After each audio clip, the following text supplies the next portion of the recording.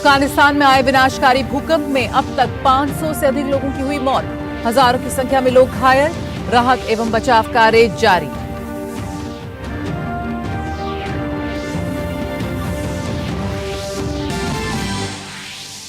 Israel पर Hamas के हमले में मृतकों की संख्या 250 से अधिक हुई। इजरायल के प्रधानमंत्री बेंजामिन नेतन्याहू ने कहा, हमास को नेस्तनाबूद करने के लिए लगाएंगे अपनी पूरी ताकत।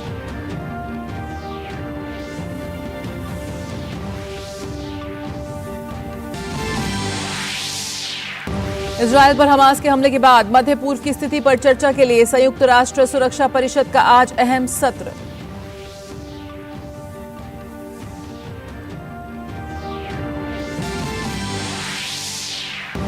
भारतीय वायुसेना आज मना रही है अपना स्थापना दिवस। प्रयागराज में आयोजित मुख्य समारोह में वायुसेना अध्यक्ष ने कहा, बदलते भू राजनीतिक परिदृश्य में वायुसेना की प्रासंगिकता और बढ़ी। राष्ट्रपति, उपराष्ट्रपति और प्रधानमंत्री समेत तमाम गणमान्यों ने दी शुभकामनाएं।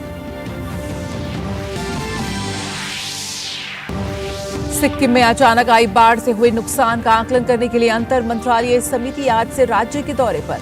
मृतकों की संख्या हुई 56, दर्जनों लापता।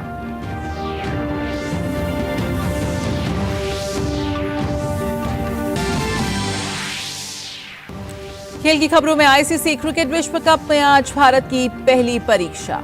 ऑस्ट्रेलिया के खिलाफ चेन्नई में मैदान पर उतरेगी टीम इंडिया। कल खेले गए मैच में बांग्लादेश ने अफगानिस्तान को हराया। वहीं दक्षिण अफ्रीका में श्रीलंका के खिलाफ शानदार जीत से की विश्व कप में अपने अभियान की शुरुआत। और 19वें एशियाई खेलों का समापन आज चीन के हांगझू में भारत ने ऐतिहासिक प्रदर्शन करते हुए तोड़े सारे रिकॉर्ड। खेलों के इस महाकुंभ में भारत ने 28 स्वर्ण के साथ कुल 107 पदक झटके।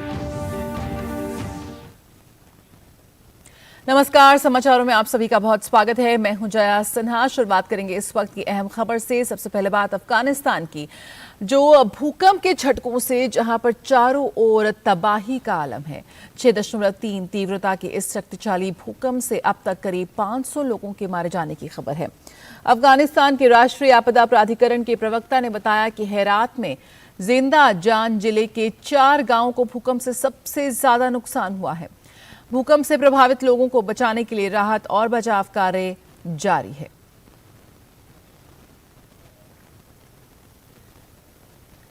इजरायल और फिलिस्तीन के बीच चल रहा घमासान और तेज हो गया है।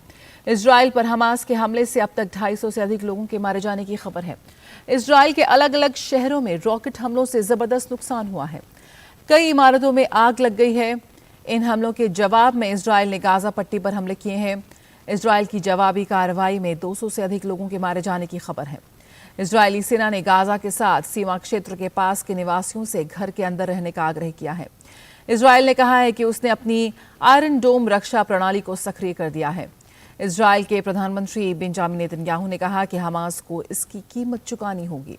उसे अंदाजा नहीं है कि उसके साथ क्या होने वाला है। हमास के हमलों पर कई देशों ने इजरायल को अपना समर्थन दिया है। और इस बीच संयुक्त राष्ट्र सुरक्षा परिषद ने एक आपात बैठक बुलाई है और इस क्लोज डोर सेशन में हमास के हमले के बाद मध्य पूर्व की स्थिति पर चर्चा की जाएगी। संयुक्त राष्ट्र महासचिव एंटोनियो गुटेरेस ने इजरायल पर हमले की निंदा की है और व्यापक टकराव से बचने के लिए सभी कूटनीतिक प्रयास करने का आग्रह किया है। और भारत ने मौजूदा स्थिति के मद्देनजर इजरायल में रह रहे अपने नागरिकों से सतर्क रहने और सुरक्षा प्रोटोकॉल का पालन करने को कहा है। इजरायल में भारतीय दूतावास ने परामर्श जारी कर भारतीय नागरिकों से अनावश्यक आवाजाही से बचने तथा सुरक्षित स्थान के पास रहने की सलाह दी है। आपात स्थिति में 9723 ये कोड है और 5226748 पर संपर्क करने या कौंसल consulaviv@mea.gov.in पर संपर्क करने के निर्देश दिए गए हैं। आप अपनी टेलीविजन स्क्रीन पर भी इस वक्त इस जानकारी को देख सकते हैं। वहीं फिलिस्तीन स्थित भारत के प्रतिनिधि कार्यालय ने सोशल मीडिया प्लेटफॉर्म एक्स पर एडवाइजरी जारी की है। संदेश में कहा गया है कि मौजूदा सुरक्षा स्थिति को देखते हुए फिलिस्तीन में भारतीय नागरिक किसी भी आपातकालीन स्थिति या आवश्यक सहायता के लिए 24 घंटे की आपातकालीन हेल्पलाइन पर सीधे भारत के प्रतिनिधि कार्यालय से संपर्क कर सकते हैं। ज्वाल में जो नंबर दिया गया है वो है 0592916418 और व्हाट्सएप के जरिए भी जुड़ सकते हैं 9705929161। तो ये नंबर दिया गया है, इस पर संपर्क करें। जो भी भारतीय इस वक्त इन दोनों ही जगहों पर, दोनों देशों में कहीं फंसे हुए हैं। देशभक्ति, वीरता, साहस और अदम्य शौर्य के प्रतीक भारतीय वायुसेना आज अपना 51वां स्थापना दिवस मना रही है। प्रयागराज के बमरौली वायुसेना स्टेशन पर समारोह का आयोजन किया गया। वायुसेना प्रमुख air chief marshal VR Chaudhari ने परेड की समीक्षा की। ये पहली वायुसेना दिवस परेड है जिसकी कमान किसी महिला अधिकारी ने संभाली है। परेड में पूरी तरह से अग्निवीर वायु महिलाओं की टुकड़ी ने भी हिस्सा लिया। परेड के दौरान भारतीय वायुसेना के एक नए ध्वज का भी अनावरण किया गया।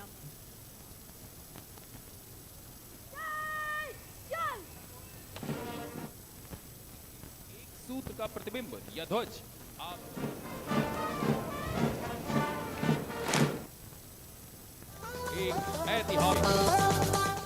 वायुसेना प्रमुख air chief marshal VR Chaudhari ने वायुसेना कर्मियों की सराहना करते हुए कहा कि पूरी दृढ़ता के साथ अपनी भूमिका का निर्वहन कर रहे हैं।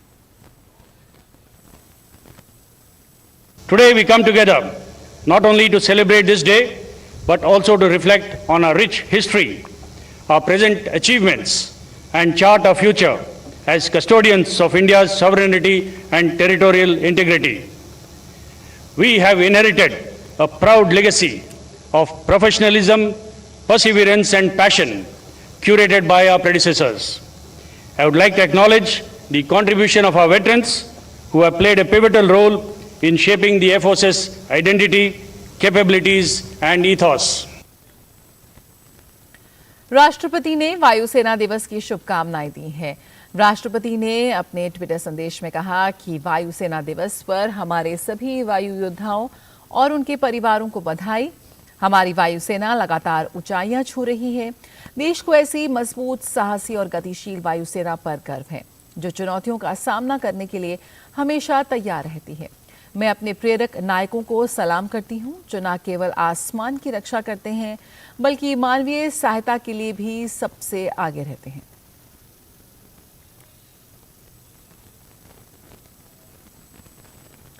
उपराष्ट्रपति ने वायुसेना दिवस की बधाई दी है। उपराष्ट्रपति ने एक्स पर कहा कि वायुसेना दिवस पर हम अपने भारतीय वायुसेना के उन बहादुर पुरुषों और महिलाओं को सलाम करते हैं जो हमारे देश की संप्रभुता और सुरक्षा की रक्षा करते हुए आसमान में उड़ान भरते हैं।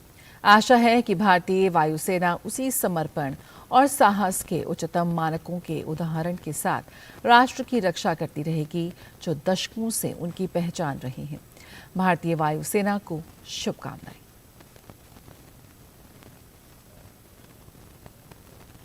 प्रधानमंत्री नरेंद्र मोदी ने वायुसेना दिवस की शुभकामनाएं दी हैं। प्रधानमंत्री ने कहा है अपने ट्विटर संदेश में कि वायुसेना दिवस पर सभी वायु योद्धाओं और उनके परिवारों को शुभकामनाएं। भारतीय वायुसेना की वीरता, प्रतिबद्धता और समर्पण पर गर्व है। उनकी महान सेवा और बलिदान ये सुनिश्चित करते हैं कि हमारा आसमान सुरक्षित है। प्रधानमंत्री ने इसके साथ एक वीडियो भी साझा किया है।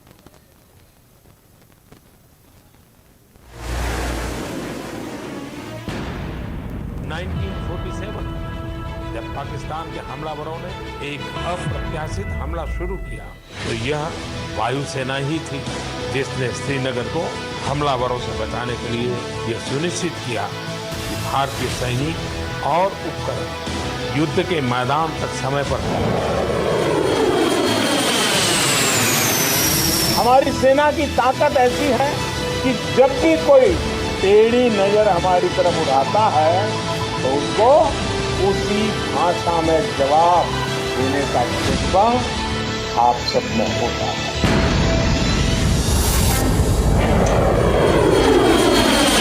राहत एवं बचाव कार्य हो या फिर आपदा प्रबंधन, हमारे एयर वॉरियर्स उनके सराहनीय कार्य को लेकर देश वायुसेना के प्रति कृतज्ञ है। तूफान, बवंडर, बाढ़ से लेकर जंगल की आग तक की प्राकृतिक आपदा से निपटने और देशवासियों की मदद करने का उनका जज्बा अद्भुत रहा है।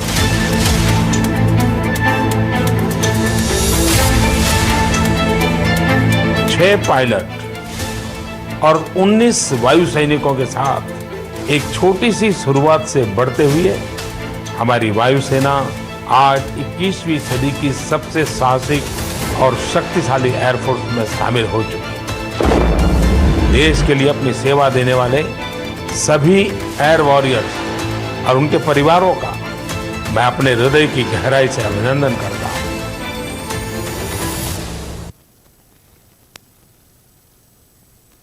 वायुसेना दिवस के अवसर पर आज प्रयागराज में एयर शो का आयोजन किया जाएगा।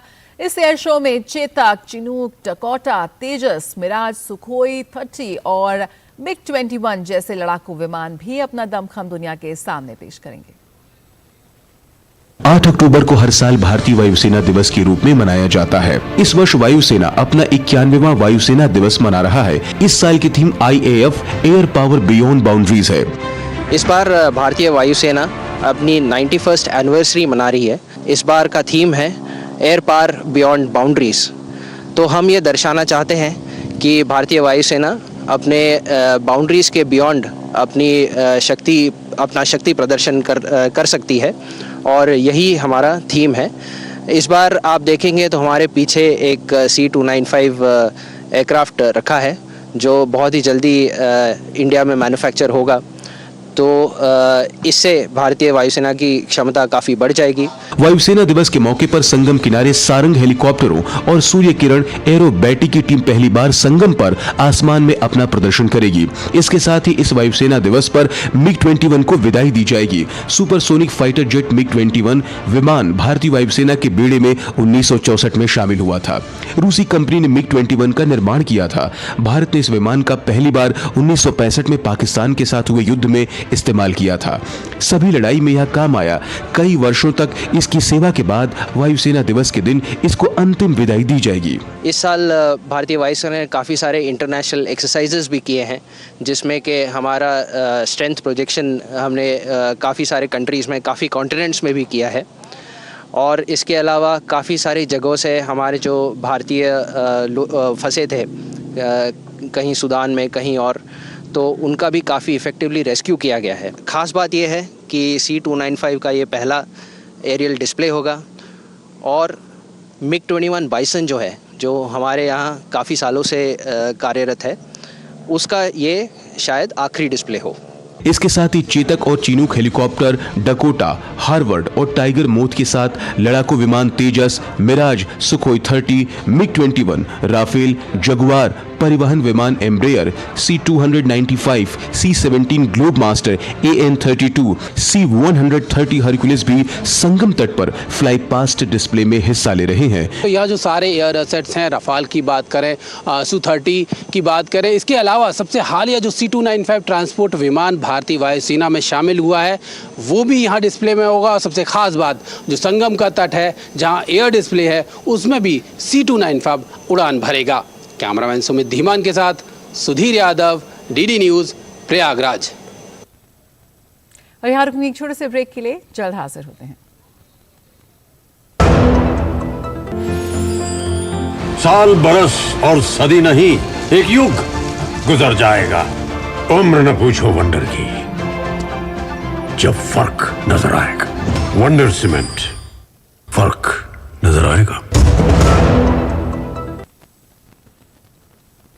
और ब्रेक के बाद स्वागत है। पश्चिम बंगाल में नागरिक निकाय भर्ती में कथित अनियमितताओं के संबंध में सीबीआई ने बड़ी कार्रवाई की है।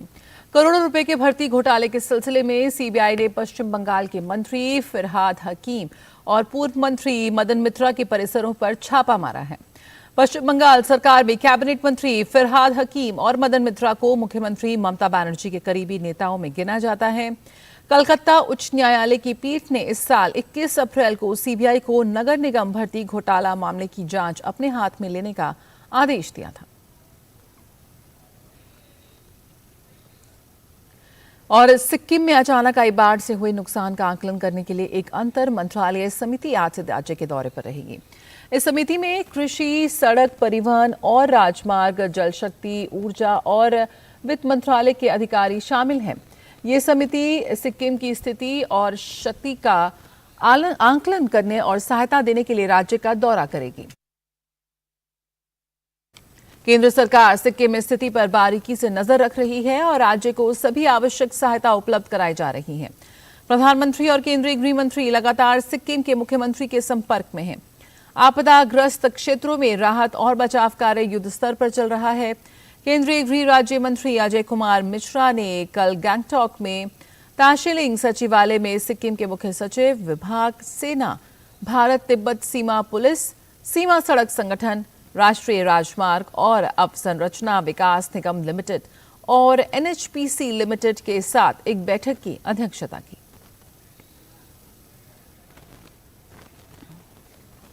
वहीं सिक्किम राज्य आपदा प्रबंधन प्राधिकरण ने कहा है कि राज्य में बाढ़ से मृतकों की संख्या 56 तक पहुंच गई है। इनमें भारतीय सेना के 9 जवान शामिल हैं। प्राधिकरण ने कहा है कि कई व्यक्ति अभी भी लापता हैं। सिक्किम में लोहनाक झील में ग्लेशियर के पिघलने से 4 अक्टूबर को तीस्ता नदी में अचानक बाढ़ आई थी। इस बाढ़ में 1000 से अधिक मकान बुरी तरह से क्षतिग्रस्त हो गए थे। बचाव कर्मियों ने 2563 लोगों को सुरक्षित बचाया है और इसके अलावा 26 व्यक्ति घायल हुए हैं। सिक्किम के मुख्यमंत्री प्रेम सिंह तमांग ने बताया कि सिक्किम के लिए इस संकट के समय में भारत सरकार हमारे साथ खड़ी है। केंद्रीय गृह राज्य मंत्री अजय मिश्रा के साथ हुई बैठक की जानकारी देते हुए उन्होंने कहा कि राज्य सरकार और केंद्र सरकार मिलकर सभी जरूरी काम करेंगे।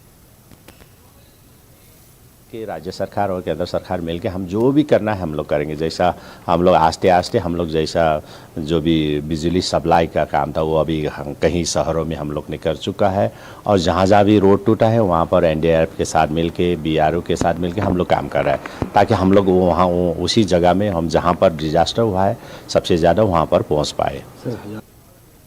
और काशी विश्वनाथ धाम में श्रद्धालुओं की संख्या में भारी वृद्धि हो रही है। इसका आर्थिक और सामाजिक गतिविधियों में काफी बदलाव महसूस किया जा रहा है। इसी बदलाव का काशी हिंदू विश्वविद्यालय का अर्थशास्त्र विभाग अध्ययन कर रहा है। आइए देखते हैं खास रिपोर्ट। काशी विश्वनाथ धाम का पुनरुद्धार होने के बाद ये विश्व पटल पर छा गया है। इसके बाद लगातार श्रद्धालुओं की संख्या में बढ़ोतरी हो रही है। काशी विश्वनाथ धाम श्रद्धालुओं की सुविधा का खास ख्याल रखकर उन्हें धूप और बारिश से बचने की व्यवस्था कर रहा है। वहीं शीघ्र दर्शन की सुविधा भी उपलब्ध करा रहा है।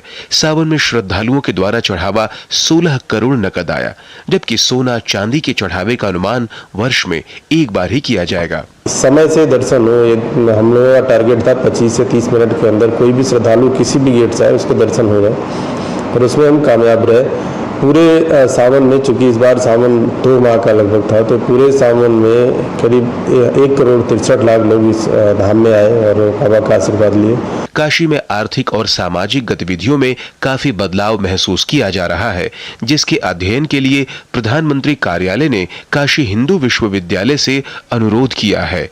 इस पर अर्थशास्त्र विभाग कार्य कर रहा है। इसमें खास यह है कि शिक्षकों के अलावा शोध छात्र और स्नातकोत्तर के छात्र भी शामिल हैं। इसमें मूल लक्ष्य ये हमारा कि जो परिवर्तन हुआ ये सीधे सीधे सामान्य एक बात समझ में आती है कि इससे टूरिज्म में परिवर्तन हो जाएगा और टूरिज्म में बहुत सी चीज़ें बढ़ी हैं, अखबारों में भी निकला है। हम लोगों को भी प्रथम दृष्टया ये दिखाई दे रहा है कि चीज़ें 40 से 50% जो आर्थिक क्रियाएं हैं, एक्टिविटीज़, इकोनॉमिक एक्टिविटीज़ वो बढ़ रही हैं। पिछले 2-3 सालों में जो सामान नहीं बिका था वो सामान बिक गया और सबसे ज्यादा टूरिस्ट बनारस में आए। इनके शुरुआती अध्ययन में धर्म के अर्थशास्त्र और भाव अर्थशास्त्र का अनुमान दिख रहा है, जो किसी भी राष्ट्र की उन्नति और नागरिकों के आत्माभिमान का भाव पैदा कर रहा है। Bureau report, DD news.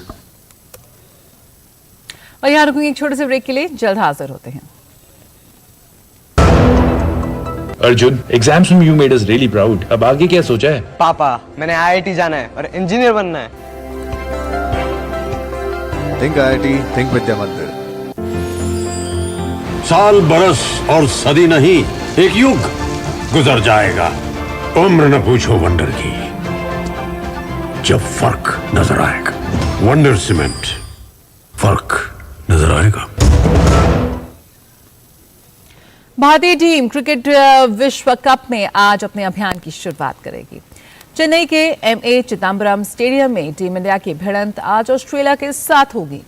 Team India की कोशिश इस विश्व कप में अपने पहले ही मैच में जीत हासिल कर टूर्नामेंट में विजयी शुरुआत करने की होगी। विश्व कप से ठीक पहले दोनों टीमें 3 वनडे मैचों की सीरीज भी खेली थी दोनों ने, जिसमें भारतीय टीम ने 2-1 से जीत हासिल की थी। हालांकि विश्व कप में दोनों ही टीमें अब नई शुरुआत के साथ मैदान पर उतरेंगी। मुकेश शुक्ला इस वक्त सीधे हमारे साथ जुड़ रहे हैं चेन्नई से। मुकेश, किस तरह से ब्लॉकबस्टर मुकाबले की इस वक्त वहां पर हम तैयारियां देख रहे हैं। 5 बार की वर्ल्ड चैंपियन है ऑस्ट्रेलिया, ऐसे में भारत की क्या कुछ रणनीति रहने वाली है जब मैदान में जब वो उतरेंगे? एक ब्लॉकबस्टर मुकाबले की उम्मीद यहां पर कर रहे हैं फैंस।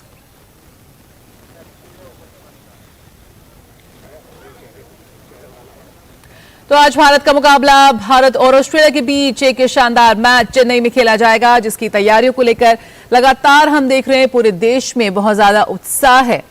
तो टीम इंडिया 2023 वर्ल्ड कप में अपने अभियान की शुरुआत ऑस्ट्रेलिया के साथ करने जा रही है। ऑस्ट्रेलिया के खिलाफ इस मुकाबले में टीम इंडिया उतरेगी। एक ब्लॉकबस्टर मुकाबला ये होने वाला है और इसको लेकर पूरे देश में ही नहीं, हर जगह जो भारतीय फैंस हैं उसमें बहुत ज्यादा उत्साह है। इसके पहले भी लगातार किस तरह से तैयारी और फैंस इस वक्त काफी ज्यादा उत्साहित नजर आ रहे हैं। आइए चेन्नई आपको ले चलेंगे, लेकिन उसके पहले लखनऊ का रुख करते हैं। अमित कनौजिया हमारे साथ जुड़ रहे हैं। अमित, क्या कुछ आप यहां पर दिखाना चाहेंगे हम दर्शकों को, किस तरह से फैंस तैयार हैं टीम इंडिया के इस अभियान की शुरुआत जो होने वाली जा रही है? क्या कुछ उम्मीदें, एक्सपेक्टेशंस है? देखिए, टीम इंडिया का आज पहला मुकाबला है, तो इस पर कोई शक नहीं कि टीम इंडिया के जो फैंस हैं काफ़ी उत्साह है।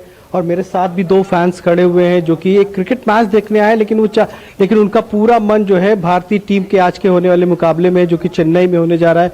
मैं उन्हीं से आपको सीधे रूबरू कराता हूँ। क्या लगता है आज भारत ऑस्ट्रेलिया का जो मैच है उस पर क्या उम्मीद है आपकी? पूरा भारत डेफिनेटली जीतेगी, क्योंकि उसके पास जो टीम का है अभी, मतलब पुरानी टीम, नई टीम, मतलब नए यंगस्टर और पुराने लोगों को भी अभी सब लोग खेलेंगे और भारत में यहाँ पे भारत के ग्राउंड में होंगे, तो भारत डेफिनेटली जीतेगी, इसमें कहीं कोई संदेह नहीं है। तो इनको तो उम्मीद है, और मैं साथ में जानना चाहता हूँ आज किस खिलाड़ी से आपको सबसे ज़्यादा उम्मीदें लग रही हैं? रोहित शर्मा है, विराट कोहली।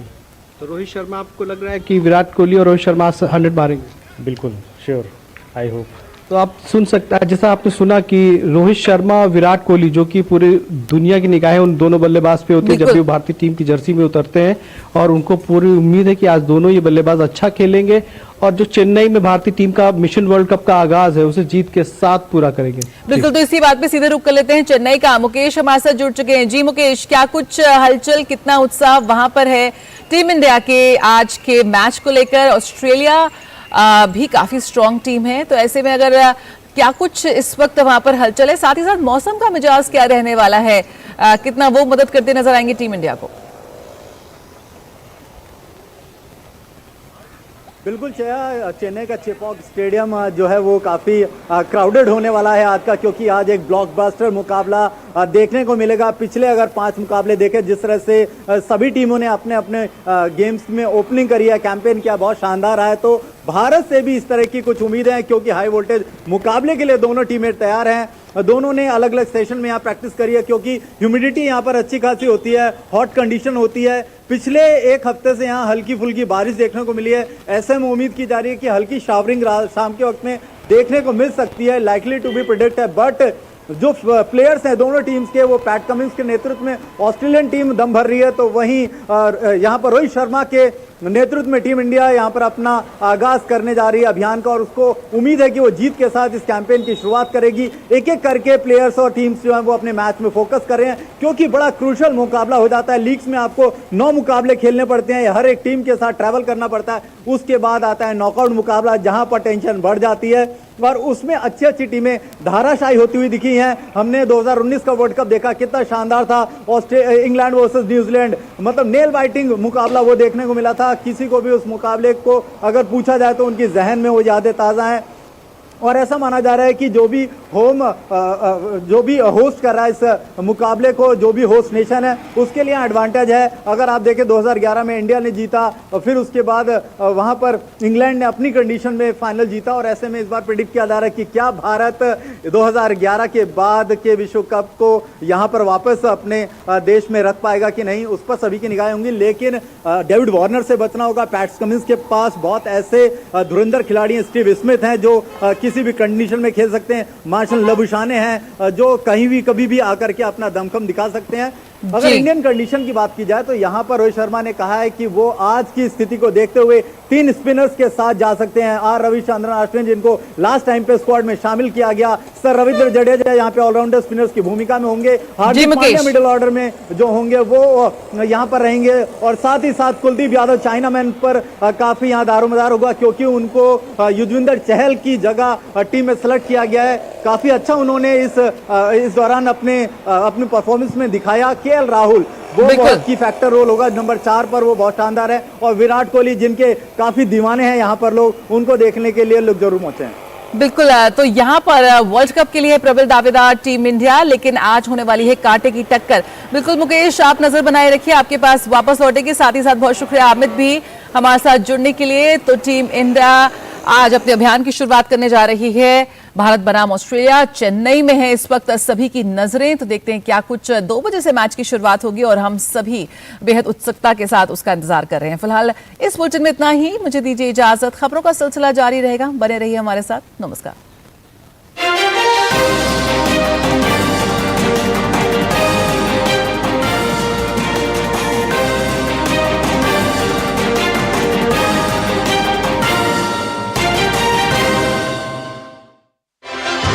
हमारे पद में इस बार हम बात